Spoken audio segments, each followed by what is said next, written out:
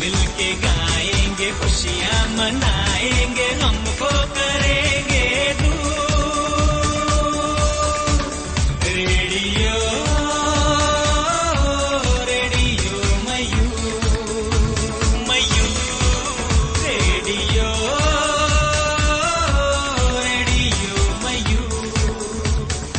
Radio मयूर 90.8 FM सुने अपने दिल की आवाज। गुड इवनिंग, नमस्कार, प्रणाम और आदाब। शाम के इस वक्त 7 बज चुके हैं और आप सभी का स्वागत है हमारे आपके हम सबके रेडियो स्टेशन जिसका नाम है रेडियो मयूर 90.8 FM में सुनिए अपने दिल की आवाज। और यहाँ पे चूंकि आप सभी को पता है आज है शुक्रवार और शुक्रवार की शाम हमारे स्टूडियो में बहुत खास है, कुछ स्पेशल है। जैसे कि छपरा अपडेट स्पेशल हर रोज आता है, वैसे आज का दिन थोड़ा सा हमने चेंजेस किया है और आज सिर्फ आपके लिए, आप सभी की सुविधा के लिए एक विशेष एपिसोड हम लोगों ने यहाँ पे रखा है आपके सामने। और आज जैसा कि आप सभी को पता है, जैसे कि हम लोग पहले भी बता चुके हैं और अपने फेसबुक पेज पे भी अपडेट था कि आज हमारे स्टूडियो में होगी बातचीत। एक बार फिर से हमारे स्टूडियो में मौजूद हैं हमारे आज के विशिष्ट अतिथि महोदय और जिनका नाम है श्री ओम प्रकाश चौधरी जी, जो कि क्षेत्रीय प्रबंधक हैं भारतीय स्टेट बैंक में। और यहाँ पे मैं आपको बता दूं कि आज एक बार फिर से हम लोग यहाँ पे बातचीत करने जा रहे हैं डिजिटल बैंकिंग सॉल्यूशन के ऊपर। और जो कैशलेस आज हर जगह देखा जा रहा है, हर जगह बातें हो रही है, जो नोटबंदी के बाद जो बातचीत चल रही थी कैशलेस करने की। और अभी आपने विज्ञापन भी एक सुना होगा पॉस मशीन का, यानी कि पॉइंट ऑफ सेल मशीन का। तो ऐसे कई सारे पहलू पे आज एक बार फिर से बातचीत होगी। इसके पहले भी सर हमारे स्टूडियो में आ चुके थे और सर से हमने ये भी बोला था कि सर अगर भविष्य में हम लोग आपको बुलाना चाहें तो आप आएंगे, तो इन्होंने बोला था कि हाँ जरूर आएंगे और इन्होंने वादा भी पूरा किया है आज। तो सर एक बार बहुत बहुत स्वागत है एक बार फिर से हमारे स्टूडियो में। धन्यवाद अभिषेक जी। और श्रोताओं, यहाँ पे सबसे पहले मैं आपको बता दूं कि आपके मन में भी अगर कुछ कैशलेस यानी कि होने की बात अगर सामने आ रही है, आपके मन में कोई भी सवाल है, जैसे कि कई सवाल हमारे पास आपके आ चुके हैं, तो आपके भी मन में कुछ ऑनलाइन ट्रांजैक्शन से रिलेटेड, एटीएम से संबंधित, बैंकिंग से संबंधित कोई भी सवाल हो तो आप हमारे पास नंबर लगा सकते हैं। नंबर आपको याद होगा, यानी कि एक बार फिर से नोट कर लीजिए, 061522422908 हमारा नंबर है, यानी कि 242-908। और ये विशेष कार्यक्रम हम अब लोग स्टार्ट करते हैं, शुरू करते हैं। और सबसे पहले तो एक बार फिर से सर, यहाँ पे हम लोगों ने पहले जो बात विषय पे की थी, अब थोड़ा सा आज हम लोग दूसरे विषय पे बात करेंगे। हर जगह सर चर्चा है, कैशलेस होने की बात चल रही है, तो ये सबसे पहले तो बताइए कि पूरा सिस्टम क्या है, इसमें कैसे क्या कुछ होगा। सबसे पहले रेडियो मयूर के श्रोताओं को मेरा नमस्कार और साथ ही साथ अभिषेक जी आपको भी मेरा नमस्कार। जी सर। अभी जो चर्चा में विषय है, आप प्रिंट मीडिया पढ़ें या दूसरे मीडिया पे जाएं, सोशल मीडिया पे जाएं, हर जगह चर्चा हो रही है कैशलेस बैंकिंग की और डिजिटल बैंकिंग की। और ये बेसिकली इसको जानने के लिए सबसे पहले थोड़ा पीछे जाना पड़ेगा डीमोनेटाइजेशन के बाद। जी 8 नवंबर 2016 को डीमोनेटाइजेशन के तहत देश में जो 500 और 1000 की नोटें जो चल रही थी उनको बंद कर दिया गया, वो लीगल टेंडर नहीं रहे। तो ये जो 500 और 1000 के नोट थे वो लगभग जो आरबीआई का डाटा था उसके अनुसार 14.5 लाख करोड़ का था। जो टोटल जो करेंसी अवेलेबल होता है सिस्टम में उसका लगभग 84 या 85% के आसपास का था। तो ये सिस्टम से हटा दिया गया, मतलब लीगल टेंडर नहीं रहा। और ये कुछ जगह ये चल रहा था जो कल के बाद बंद भी हो गया। अब ये सिर्फ आप बैंक में जमा कर सकते हैं। तो सिस्टम से लगभग 85% जो करेंसी था उसको हटा लिया गया। अब पूरा सिस्टम जैसे चल रहा था पहले उसी तरह चलाने के लिए आपको 85% जो लीगल टेंडर है, either in form of 2000 rupees, 500 rupees, 100, 50, 20, 5, 10 जो भी, ये टोटल जो 85% कंस्टिट्यूट कर रहा था वो रहना चाहिए था, ताकि जो सिस्टम जैसे चल रहा था उसे चलता। बट ये अभी जो आंकड़ा है जो आरबीआई को द्वारा दिया गया है, भारत सरकार को दी गई है, ये लगभग 30-35% के आसपास ये मान भरपाई की गई है। तो इसका सिंपल मीनिंग ये हुआ कि जो कैश निकाला गया उतना कैश हम लोग के सिस्टम में नहीं है। लेकिन सारी चीजें चलनी है, भारतीय अर्थव्यवस्था चलना है, बिजनेस ट्रांजैक्शन होना है, हमारे रोजमर्रा की जो जिंदगी की जरूरतें हैं उसकी पूरी होनी है। तो ये अब चूंकि ये सारी चीजें हमें करनी है और कैश हमारे पास नहीं है, सिस्टम में कैश नहीं है तो मेरे पास कैश नहीं है, तो कैश लेस है, मतलब कैश जो नकदी है वो लेस है, मतलब कम है। हाँ। तो कैश लेस ट्रांजेक्शन करना है हमको, ये तीनों चीज करना है, अर्थव्यवस्था भी चलाना है, बिजनेस भी करना है और हमारी रोजमर्रा की जिंदगी की जरूरतों को भी पूरा करना है, लेकिन कैश लेस से करना है। हमारे पास नकदी से नहीं करना है, उसको कम कैश का, जितना कम से कम हो सके कैश ट्रांजेक्शन, इसी का सिस्टम का जो नाम है वो है कैशलेस ट्रांजेक्शन जी। सारी चीजें हम करेंगे लेकिन कैश का ट्रांजैक्शन कम होगा। तो ये एक हो गया सिस्टम के भाई कैशलेस ट्रांजैक्शन होगा। तो इसको करने के लिए डिजिटल चैनल से, इलेक्ट्रॉनिक चैनल से, उसके द्वारा हम लोग कैशलेस ट्रांजैक्शन करते हैं। एक सिंपल में छोटा सा एग्जांपल आपको देता हूं। जैसे रोजमर्रा की जिंदगी के लिए हमें मान लीजिए दूध हमें खरीदना है जी। हम दुकान पर जाते हैं दूध लेने के लिए, तब तो मेरे पास पैसा कैश तो है नहीं, कम है और दूध वाले को हमको पेमेंट करना है, दूध हमको चाहिए, तब दूध तो हमें लेना है, वो देने के लिए भी तैयार है, बट उसको पेमेंट चाहिए। कैश नहीं है तो कैशलेस में जाना है, डिजिटल ट्रांजैक्शन में जाना है। बहुत सारे मोड बने हुए हैं जिनके द्वारा हम उनको डिजिटली, इलेक्ट्रॉनिकली मैं दूध वाले को पेमेंट कर सकता हूं और पेमेंट करके दूध ले सकता हूं जी। तो ये ट्रांजैक्शन कैशलेस करना है, मैंने जहां कैश का कम से कम जहां हम उपयोग करें वो कैशलेस ट्रांजैक्शन हुआ। और ये डिजिटल पद्धति के द्वारा, इलेक्ट्रॉनिक पद्धति के द्वारा करना है, जो डिजिटल इंडिया की भी बात हो रही है। अभी करने में हम थोड़ा आगे भी हम बता देते हैं जी। कि ये कैशलेस ट्रांजैक्शन करने के लिए जो भी डिजिटल मीडिया है, जो भी वे है या जो इलेक्ट्रॉनिक वे है, ये एकदम सेफ है और सुरक्षित है, इसमें घबराने की जरूरत नहीं है।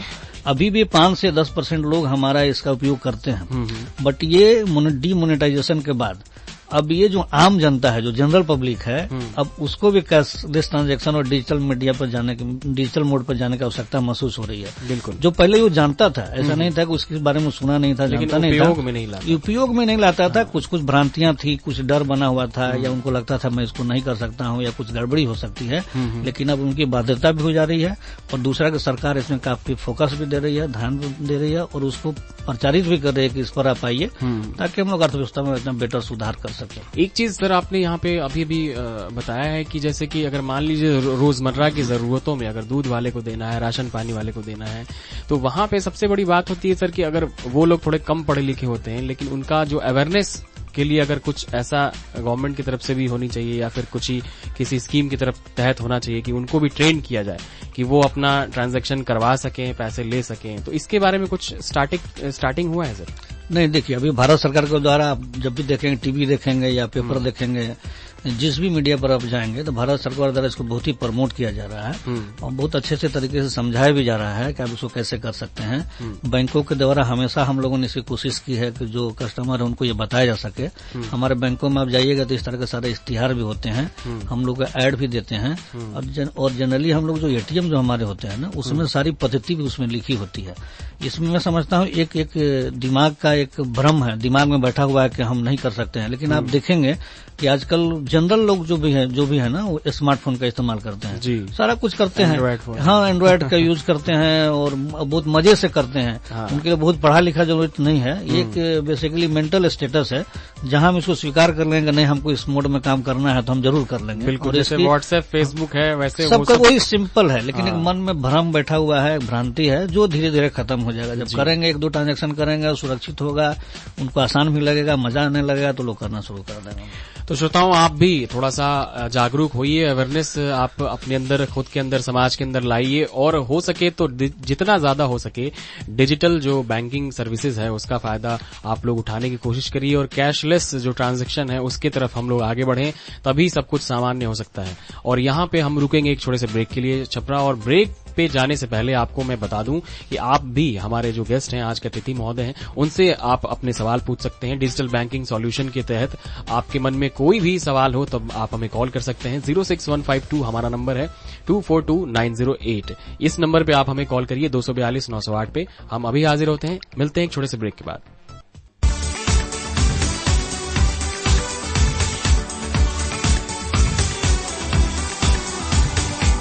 सुबह है उम्मीदों की बदली जिंदगी, फूल खिले हैं आशाओं के अब मिली है खुशी, सब मिलके गाएंगे, खुशियां मनाएंगे, हमको करेंगे दूर।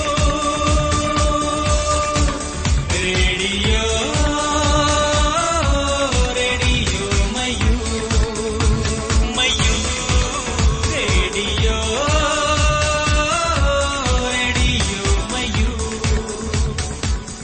मयूर 90.8 FM, सुने अपने दिल की आवाज।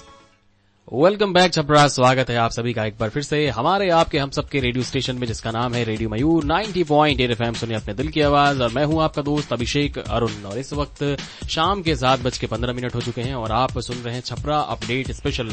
और इस प्रोग्राम में आज शुक्रवार के दिन हमारा एपिसोड जो है वो बहुत ही खास है, क्योंकि ये जो एपिसोड है आप सबके यानी कि हम सबके हित में है। और आज जिस विषय पे हम लोग आज यहाँ पे अपने अतिथि से बातचीत कर रहे हैं वो विषय है डिजिटल बैंकिंग सॉल्यूशन, यानी कि आजकल जो हम हर जगह देख रहे हैं कैशलेस ट्रांजैक्शन की बात हो रही है।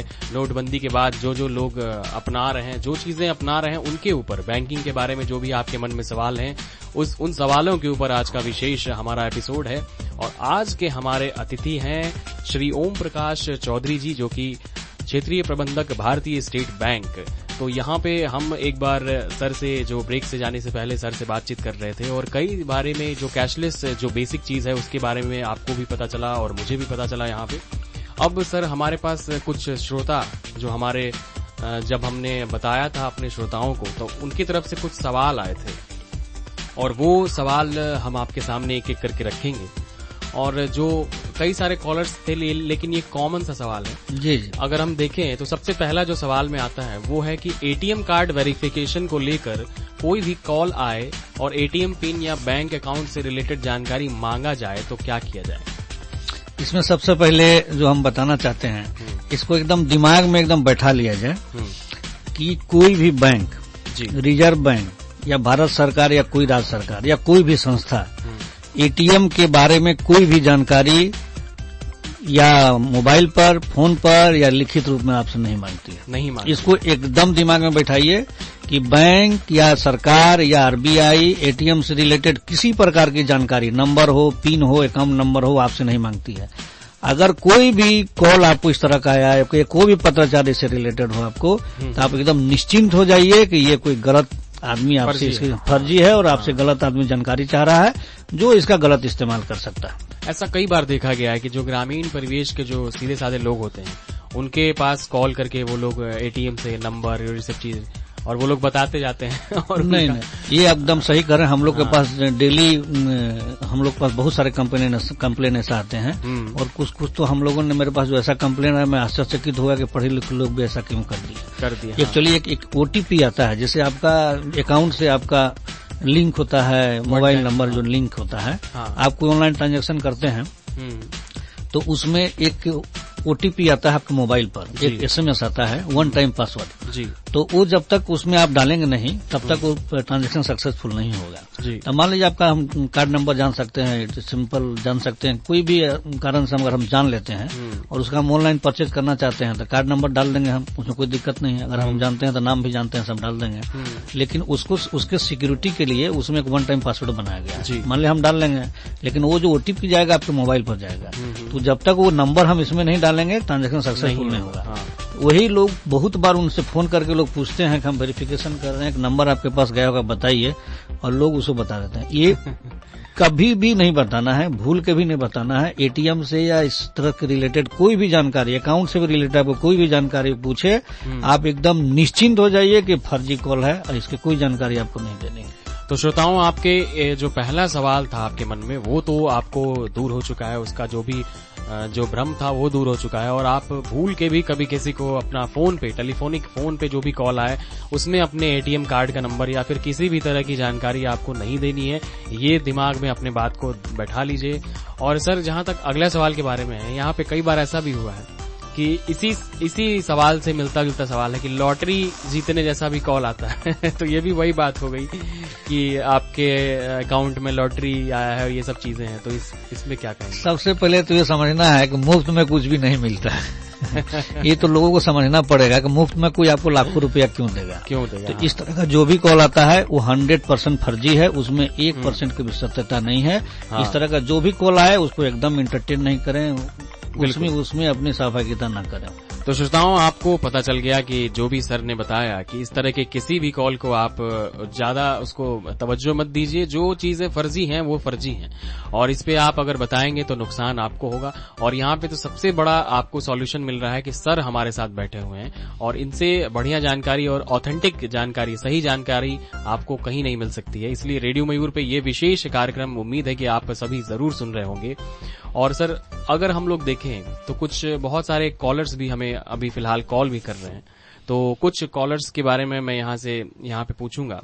सबसे पहले चंद्रशेखर सिंह जी हैं भगवान बाजार से।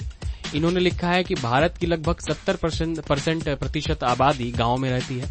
गांव में सभी कंपनियों के नेटवर्क सही से नहीं आते हैं, तो सभी के पास ये जो 3G 4G मोबाइल नहीं है, और अगर ट्रांजैक्शन के बीच नेटवर्क चला जाए तो समस्या होगी या नहीं।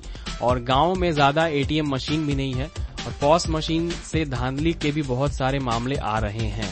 तो ये कितना सुरक्षित है, और क्या भारत की 70% आबादी तैयार है कैशलेस सिस्टम के लिए? चंद्रशेखर जी नमस्कार। माने ये तो आपका कहना सही है कि 70% जनता क्या तैयार है इसके लिए? तैयार नहीं है, इसीलिए तैयार किया जा रहा है। आप देखते होंगे प्रतिदिन भारत सरकार के जितने हमारे प्रधानमंत्री महोदय भी इसके लिए हमेशा लोगों को प्रोत्साहित कर रहे हैं। मीडिया पर आ रहा है, रेडियो पर आ रहा है, अखबारों में आ रहा है। बैंकिंग सिस्टम को लोग इसके लिए प्रोत्साहित कर रहे हैं लोगों करने के लिए। ये तो सही है कि जैसे मोबाइल भी पहले आया था तो सब लोग उसको यूज करने से डरते थे। स्मार्टफोन कोई डर से यूज नहीं करता था। आज आप देखेंगे सारे लोग स्मार्टफोन यूज कर रहे हैं। जिस जनता की आप बात कर रहे हैं 70% जो गाँव में रहती है, उसमें से बहुत सारे लोग स्मार्टफोन यूज कर रहे हैं और बहुत इजीली यूज कर रहे हैं।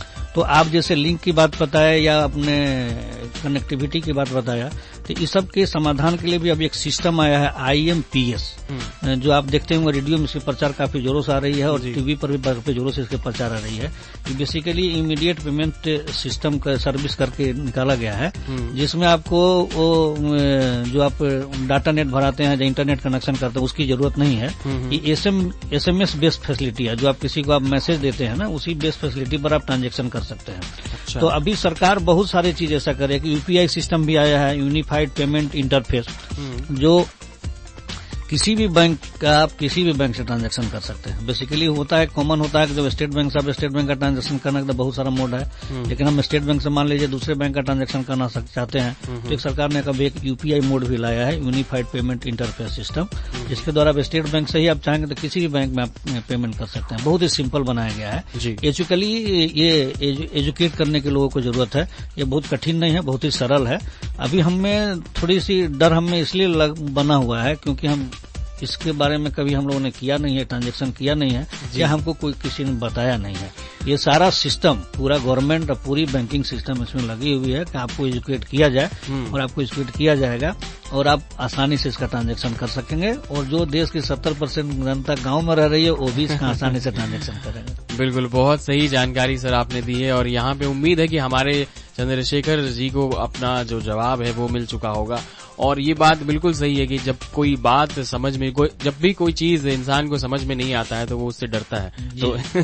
तो ये चीज एक है जो हमारे अंदर भी है, और इंसान धीरे धीरे करके सीख जाएगा। और हमारे जितने भी ग्रामीण परिवेश के भाई बंधु हैं वो भी आज स्मार्टफोन चला रहे हैं, सब कुछ चला रहे हैं, तो ये भी जल्दी जल्दी सीख जाएंगे। आप ATM देखिए, आज सब लोग ATM यूज कर रहा है। पहले लोग डर से ATM यूज नहीं करता। अभी भी ठीक है, मैं मानता हूँ कि 1-2% गलत ट्रांजेक्शन हो जा रहा है, लोग दूसरे को कुछ जानकारी दे देते हैं जिसके कारण गलत ट्रांजेक्शन हो जाता है।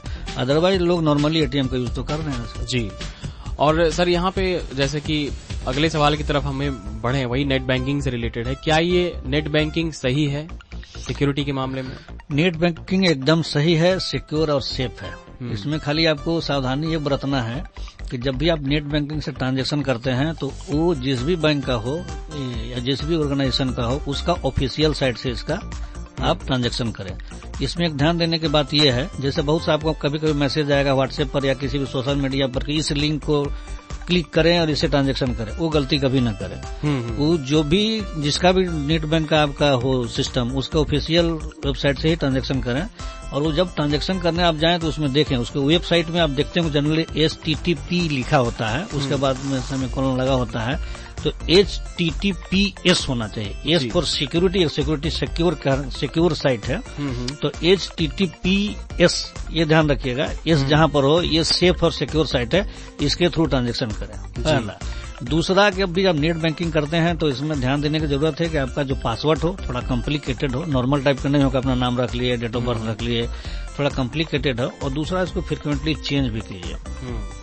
एक सावधानी आप और बरत सकते हैं, जब आप ट्रांजैक्शन करते हैं तो उसमें एक वर्चुअल कीबोर्ड खुलता है। जैसे आप कीबोर्ड जिस पे यूज कर रहे हैं जो नॉर्मल बाहर रहता है वो फिजिकल वो नहीं, आपको स्क्रीन पर एक वर्चुअल कीबोर्ड आ जाता है। तो कोशिश कीजिए कि अपना जो भी ट्रांजैक्शन करें उस वर्चुअल कीबोर्ड का यूज करके जी। इन सारी सावधानियों को बरतेंगे तो एकदम सेफ और सिक्योर है, बहुत आसान भी है। तो छपरा आप भी अपने सवाल यहाँ पे सर से पूछ सकते हैं। नंबर एक बार फिर से नोट करिए 06152242908 यानी कि 242-908 हमारा नंबर है। और इस शुक्रवार की शाम को आप सुन रहे हैं छपरा अपडेट स्पेशल में हमारे आज के जो अतिथि हैं श्री ओम प्रकाश चौधरी सर को। और यहाँ पे हम लोग बातचीत कर रहे हैं डिजिटल बैंकिंग सॉल्यूशन के ऊपर और मैं हूँ आपका दोस्त अभिषेक अरुण। और सर अगर हम लोग इतनी सारी जानकारियों के बाद अगर हम लोग बातचीत करें अगले सवाल की तरफ, तो एक सवाल और है जैसे कि एटीएम कार्ड का प्रयोग करते समय कौन सी सावधानी बरतनी चाहिए, कुछ लिसनर्स ने ये भी पूछा है। हाँ देखिए, ये बहुत अच्छा प्रश्न है, क्योंकि एटीएम का कार्ड जनरल लोग आजकल कर रहे हैं और हम लोगों के पास बहुत सारे कंप्लेन आते हैं। एक्चुअली वो जानकारी का अभाव के कारण ही ऐसा होता है। एटीएम कार्ड जब भी आप यूज करें तो उसमें जब भी आप सबसे पहला ये देखना है कि जब कार्ड स्वैप आप करते हैं उसके बाद उसमें एक लिखा आता है कि कोई 2 डिजिट का नंबर उसमें आप डायल करें, दबाएं उसमें। तो जनरली 25 लिखा होता है, आप 25 नहीं, आप 83, 72, 26 कुछ भी दबा सकते हैं। 2 डिजिट का कोई 2 डिजिट का जब नंबर दबाएंगे, अगर वो नंबर दब जा रहा है इसका मतलब आपका कीबोर्ड जो है पूरा काम कर रहा है, पहली सिक्योरिटी होगी। अगर कोई नंबर आपका नहीं दब रहा है तो आप इमीडिएट समझ सकते हैं कि इसमें कुछ गड़बड़ी है और आप उस एटीएम का यूज नहीं कर पहला। दूसरा, वो जब वो प्रोसेस पार कर जाएगा उसके बाद आपको पिन डालने के लिए आता है। पिन डालने समय 4 क्रॉस एक्स टाइप का लिखा होता है, 4 क्रॉस बने होते हैं, क्योंकि 4 डिजिट का पिन होता है, 4 क्रॉस रहता है। अगर वो 4 क्रॉस उसमें नहीं देखे, आपको दिखाई ना दे स्क्रीन पर, तो आप समझ जाइए कि फिर इसमें कुछ गड़बड़ है और आप वहां पर अपना पिन न डालें, दूसरे एटीएम का जाके यूज करें। तीसरा, जब तक पूरा आपका ट्रांजैक्शन कंप्लीट ना हो जाए काइंडली अपना वो एटीएम छोड़ के न जाए। ट्रांजैक्शन कंप्लीट होने की एक निशानी है, एक तो होता है कि स्क्रीन पर ओरिजिनल जो सीन आ जाए हो जाए। दूसरा ये कि जहां आप कार्ड स्वैप करते हैं ना वहां पर ग्रीन बटन ब्लिंक करने लगता है, ग्रीन लाइट। अगर ग्रीन लाइट ब्लिंक करने लगेगा तो आप समझ लें कि आपका ट्रांजैक्शन सक्सेसफुल हो गया, तो उसके बाद ही वहां से हटे। इसमें सावधानी एक और बरतनी है, जब भी आप अपना पिन डाल रहे हैं तो सावधानी से डालें ताकि कोई आपको वो देखे ना। बहुत लोग कभी होता है साइड से देख रहा है तो आप इसको इंश्योर हो लें कि आपको पिन डालते समय कोई देखे ना, एक ये देखे नहीं। दूसरा, अगर कोई परेशानी हो, अगर वहां कोई बैंक का गार्ड उपस्थित है तो आप उसकी सहायता लें, नहीं तो किसी तीसरे आदमी से सहायता न लें। हर एक एटीएम में हमारा टोल फ्री नंबर लिखा हुआ है और हर एक एटीएम में इस कभी भी कोई परेशानी हो तो उसकी जानकारी के लिए कहाँ आपको रिंग कॉल करना है उसके नंबर दिए हुए, आप तुरंत वहाँ कॉल करें और उनसे पूछें कि हमको ये परेशानी हो रही है, अब हमें क्या करना है। जी ठीक है। एक और सावधानी बरतनी होती है, जनरली आपको ट्रांजैक्शन जब कंप्लीट हो जाता है तो एक स्लिप आपका उसमें निकलता है, तो उस स्लिप को जनरली लोग देख के वहाँ ऐसा ही फेंक देता है। तो उसमें आपके बहुत सारे डिटेल होते हैं, तो काइंडली उसको कोशिश करना चाहिए कि उसको अच्छे से फाड़ के फेंके, उसको ऐसा ही वहाँ ना फेंके। इन सारी सावधानियों को अगर आप बरतेंगे तो एटीएम से ट्रांजेक्शन करना एकदम सुरक्षित है और सेफ है, कोई परेशानी नहीं होगी। और इसी से जैसे कि आपने जानकारी आपको मिली श्रोताओं की, कई बार एटीएम में हम लोग ऐसी हरकतें कर देते हैं जो हमें नहीं करना चाहिए। और कई बार तो मैंने कई लोगों को देखा है जो ट्रांजैक्शन करने के बाद इतना ना बटन उसको दबाने लगते हैं कि मतलब कैंसिल बटन, जब तक वो लगेगा नहीं कि हाँ अब हमारा ट्रांजैक्शन हो गया, वो जाएंगे नहीं। तो इसका अच्छा तरीका है कि आप वो लाइट पर गौर करें, लाइट ग्रीन लाइट ब्लिंक होगा मतलब ट्रांजेक्शन, उनको लगेगा पता नहीं मेरा पेमेंट फिर से कहीं फंस जाएगा, इसीलिए जैसे ग्रीन लाइट जला इसका मतलब आप ATM is ready for next transaction, मतलब आपका कंप्लीट हो गया। जी जी जी, सही बात है। और यहाँ पे श्रोताओं एटीएम से संबंधित आपने अपनी जानकारियां हासिल की हैं। और एक जैसे सवाल था हमारी ही टीम की एक वॉलंटियर हैं पूजा, उनकी तरफ से भगवान बाजार से, इन्होंने लिखा था कि आजकल जो मोबाइल वैलेट्स आए हुए हैं, जैसे कि अगर हम कई ऐसे मोबाइल वैलेट्स हैं, जैसे कि SBI का भी है, आपका पेटीएम जैसा भी कुछ है, तो इस तरह से जैसे उसमें बैंक अकाउंट्स डिटेल को देना ये कितना सुरक्षित है? पूजा जी नमस्कार। बेसिकली आपको पहले समझना पड़ेगा कि वैलेट क्या है, मोबाइल वैलेट क्या है। आपको हम तुरंत समझाते हैं, छोटा सा, लोग में बहुत सारी भ्रांतियां हैं इसमें। एक्चुअली जैसे आपका मान लीजिए आपके खाता में 1 लाख रुपया है और उसमें से आपने 2,000 रुपया निकाला और अपने पर्स में रख लिया, ठीक है, वो आपका वैलेट है, पर्स है, जिसको आप हिंदी में पर्स बोलते हैं। उस वैलेट में आपने 2,000 रुपया रख लिया। अब आपकी परचेजिंग कैपेसिटी जो मार्केट में हो 2,000 रुपये की है, आप 2,000 तक का कोई भी सामान खरीदेंगे, उसमें से निकाल के उसको पे कर देंगे। मान लीजिए 500 का आपने कुछ खरीदा, 500 पे किया, 1,500 आपके फिर वैलेट में बचा। अब आपका परचेजिंग कैपेसिटी 1,500 का है, फिर कुछ खरीदा, आपने उसमें से निकाल दिया, खत्म होने लगा, फिर आप बैंक गए, उसमें से निकाल के पर्स में डाले। सिंपली वही है ई वैलेट या मोबाइल जो आप वैलेट कहते हैं। उसमें अपने अकाउंट से आप निकाल कर उसके पूरा पैसा का कहीं खतरा नहीं है। ई वैलेट का फैसिलिटी यही है, बेनिफिट यही है कि आप अपने अकाउंट से, जैसे आपके खाता में लाख रुपये हैं, आपने ई वैलेट में 2,000 रुपये ट्रांसफर कर लिया जी, ठीक है, और वो पिन से सुरक्षित है, आपका पासवर्ड से। अब 2,000 रुपया आपका परचेजिंग कैपेसिटी हो गया उस वैलेट के द्वारा। मोबाइल में जो पर्स है आपका, उससे 2,000 कैपेसिटी हो गया। अब आप 2,000 तक का परचेज कहीं पर भी उस वैलेट के द्वारा कर सकते हैं। जो आदमी इसके द्वारा पेमेंट लेने के लिए सक्षम हो या उसके पास सारे इक्विपमेंट लगे हों जो इससे ले सकता है, या वो मोबाइल पर उतना उस तरह का सब अपना ऐप डाउनलोड कर किए हो, तो आप कर सकते हैं। तो अब इसमें सुरक्षा ये है कि अगर आपका उस ई वैलेट से कुछ गड़बड़ी भी होता है तो 2,000 का ही होगा जिसने जो अपने वैलेट में रखा है। इसके अलावा जो आपको अकाउंट में पैसा है उसका कुछ नहीं होगा। दूसरा कि ई वैलेट में कहीं जनरली अकाउंट की जानकारी मांगी नहीं जाती है। आप ऐप डाउनलोड करेंगे और ऐप डाउनलोड में केवल उसमें आपको खाता से जो इसमें लाना है उस समय अपना यूज करते हैं, जो आपके पासवर्ड के द्वारा प्रोटेक्टेड होता है। तो इसमें घबराने की जरूरत नहीं है। और हम जनरली हम कहेंगे कि जो रिनाउंड है, जैसे हम लोग का स्टेट बैंक के द्वारा ई वैलेट है, SBI बडी या जो पेटीएम है, जो और 2-4 चल रहे हैं, जो रिनाउंड है, जो supported by a very good company, जो वेरीफाइड है, जिस पर देश विश्वास कर रही है, उसी का यूज करें। अब तो चूंकि मार्केट में बहुत सारी कंपनियां इस तरह के आएंगी, तो उस झांसे में नहीं जाना है, जो टेस्टेड कंपनी है उसी का यूज करना है। तो आपको अपनी जानकारी, अपने सवाल के जवाब भी मिल गए हैं और यहाँ पे हम लोग चूंकि आगे बढ़ते हैं और समय भी कम है और जल्दी जल्दी सब सवाल को भी पूरा करना है, तो यहाँ पे अगला सवाल है सर, एक हमारे श्रोता हैं, उन्होंने पूछा है कि मेरा करंट अकाउंट है और मैं नेट बैंकिंग यूज करता हूँ, इधर कुछ दिनों से लॉगिन करने में परेशानी हो रही है, ये नोटबंदी के समय के बाद से ही, और अपने बैंक से संपर्क करने की बात की जा रही है, ये किस वजह से हो रहा है? नहीं, देखिए, इसका बहुत सारे कारण हो सकते हैं, इसमें घबराने की जरा से भी आवश्यकता नहीं है।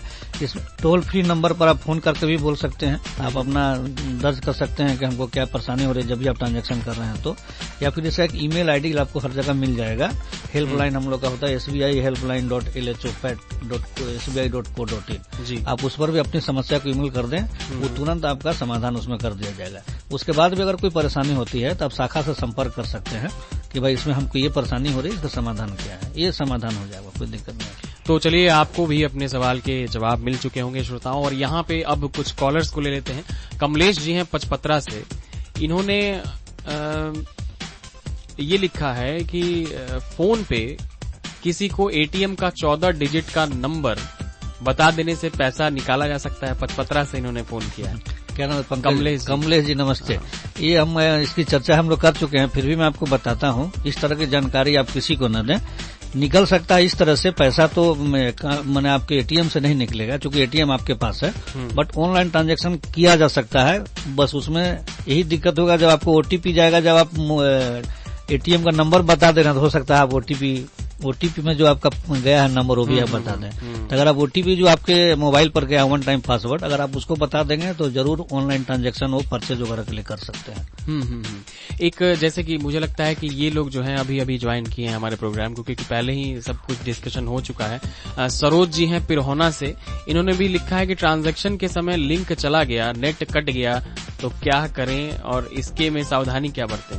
नहीं, इसमें सावधानी आप क्या बरत सकते हैं, तो जो भी अगर उसमें परेशानी होगी तो उसकी शिकायत आप बैंक में जरूर करें। बहुत बार ऐसा होता है कि आप एटीएम से पैसा निकाल रहे हैं और आपका अकाउंट में दिखाया कि डेबिट हो गया, बट आपको कैश नहीं मिला, तो इसमें घबराने की आवश्यकता नहीं। इमीडिएट आप जो ब्रांच का एटीएम है वहां जाके इसकी शिकायत करें, आपके खाता में पैसा वापस चला जाएगा। तो अगला जो आखिरी सवाल हम लेंगे आज का, वो है कि विक्की हैं आमी से, इन्होंने लिखा है कि एटीएम से लिमिटेड ट्रांजैक्शन होता था और उसके बाद भी पैसा कटता है, क्या ये अब सिस्टम बंद कर दिया गया है? इनका ये सवाल है। नहीं, अभी तो ये बंद है। अभी चूंकि अब डीमोनेटाइजेशन के बाद चूंकि डिजिटल इंडिया को जाना है, कैशलेस बैंकिंग करना है, तो अभी तो ये बंद कर दिया गया है जी। लेकिन एटीएम में सर्टेन है कि सर्टेन ट्रांजैक्शन के बाद आप ट्रांजैक्शन करते हैं तो उसमें कुछ पैसा कटता है। अभी बंद है, लेकिन हो सकता है आने वाला समय में फिर स्टार्ट हो सकता है। तो आने वाले समय में हो सकता है कि ये स्टार्ट हो जाए, और मुझे उम्मीद है श्रोताओं कि आपको ये अपने सारे यानी कि डिजिटल बैंकिंग सॉल्यूशन से एपिसोड जो हमारा आज का हुआ है ये बहुत ही अच्छा लगा होगा, और आपके सभी सवालों के जवाब भी मिल चुके होंगे। और अब अगर हम लोग बात करें सर, जाते जाते कोई हमारे श्रोताओं को कोई मैसेज देंगे, संदेश देंगे इन सब मामलों में? मेरा संदेश ये है कि कैशलेस बैंकिंग की जो चर्चा हो रही है, बात हो रही है पूरे देश में, इससे घबराना नहीं है। क्योंकि देश की अर्थव्यवस्था को चलना है, बिजनेस चलना है, आपके रोजमर्रा के जीवन की जो जरूरत है उसको पूरा होना है, लेस कैश से पूरा होना है। तो डिजिटली आपको स्ट्रांग होना पड़ेगा, डिजिटल ट्रांजैक्शन को जाना पड़ेगा, इलेक्ट्रॉनिक मोड का इस्तेमाल करना पड़ेगा। ये पूरा सेफ और सिक्योर है। मैं फिर से कहता हूँ, आपसे फोन पर और मोबाइल पर एटीएम से रिलेटेड या आपके अकाउंट से रिलेटेड कोई भी जानकारी पूछी जाए, कोई बैंक, आरबीआई या गवर्नमेंट ऑफ इंडिया इसकी अनुमति नहीं देती है, न पूछती है। आप उसको कभी न बताएं।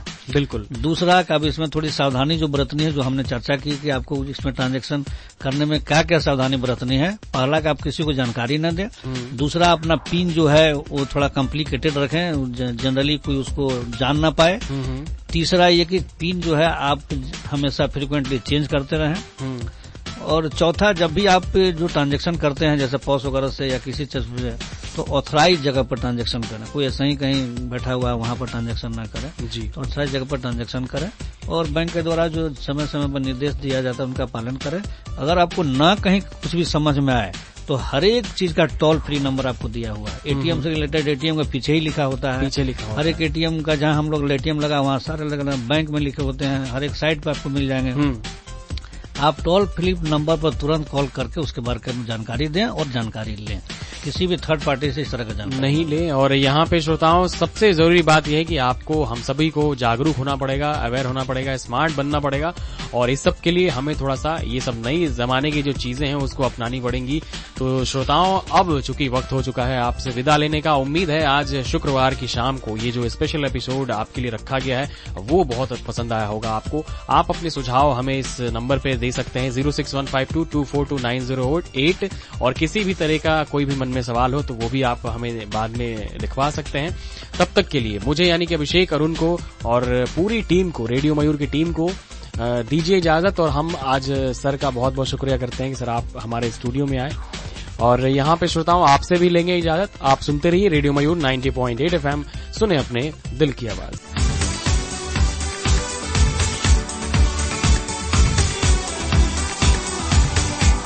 सुबह है उम्मीदों की बदली जिंदगी, फूल खिले हैं आशाओं के अब मिली है खुशी। सब मिल के गाएंगे, खुशियाँ मनाएंगे, गम को करेंगे दूर। रेडियो रेडियो मयूर मयूर, रेडियो